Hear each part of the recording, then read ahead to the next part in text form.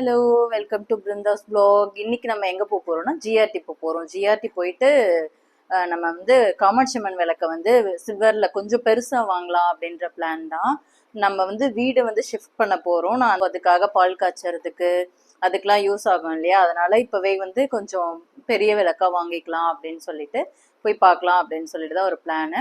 நான் already silver coin வச்சுருந்தேன். அப்புறம் வந்து பழைய சின்ன விளக்கு இருந்தது, அதையும் போட்டுட்டு ஒரு கொஞ்சம் மீடியம் சைஸில் விளக்கு வாங்கலான்னு தான் பிளானு. ஸோ நம்ம போய் பார்க்கலாம் கலெக்ஷன் எப்படி இருக்குது அப்படின்னு சொல்லிட்டு.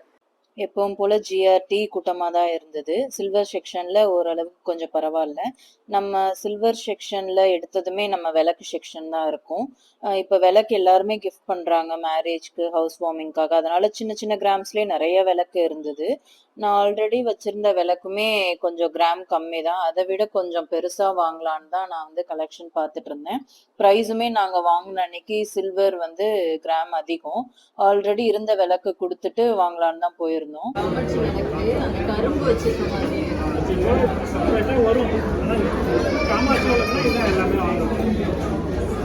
அவர் என்ன சொல்கிறாருன்னா, காமாட்சி விளக்கு வந்து நேம் தான் எல்லாத்துக்குமே காமனாக காமாட்சி விளக்குன்னு இருக்கும். ஆனால் நம்ம உள்ளே இருக்க வந்து சாமி பார்த்திங்கன்னா லக்ஷ்மி, கஜலட்சுமி, காமாட்சி அந்த மாதிரிலாம் வரும்னு சொல்கிறாரு.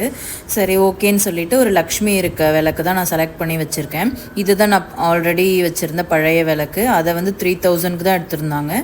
அதிலே வந்து மெல்ட்டிங் சார்ஜுமே மைனஸ் பண்ணி தான் எனக்கு வந்து எஸ்டிமேட் போட்டு கொடுத்தாங்க.